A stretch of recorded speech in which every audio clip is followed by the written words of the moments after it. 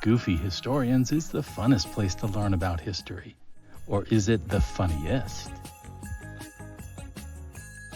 Can I interview you? Or you? Or you? Or you? Or maybe you guys? How about you? Now, right? You have to be a prince to become the head, but you also have to be a bishop, right? But it turns out it's not like the prince bishop went to bishop school, right, and learned to be a bishop, right? This guy was not even a priest. He couldn't give mass. He couldn't offer the sacraments. He just bought this bishopric, right? He paid enough money and it says, okay, you're a bishop. Here's your hat. You're a bishop, right? And this guy actually had like a wife. Well, not a wife, because bishop can't have a wife, but he was with a woman for like multiple years and they had like 5 or 6 kids. And it turns out he was actually wanting to be a Lutheran too. He wanted to become set up his bishopric. He just bought it, for God's sake, right?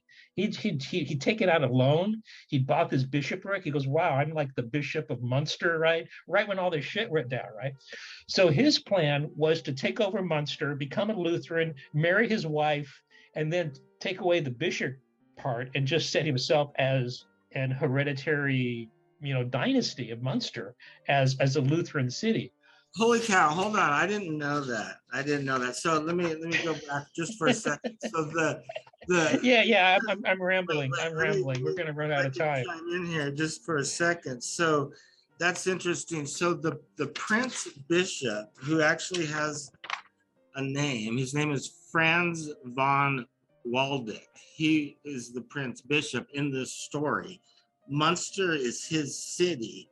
And his, like you said, his plan was to become a Lutheran. And actually, Munster was so interesting because it was, at that time, split half and half, kind of between Catholics and Lutherans.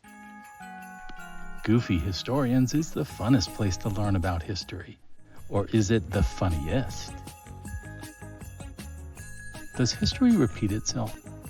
Not really. But sometimes it kind of rhymes.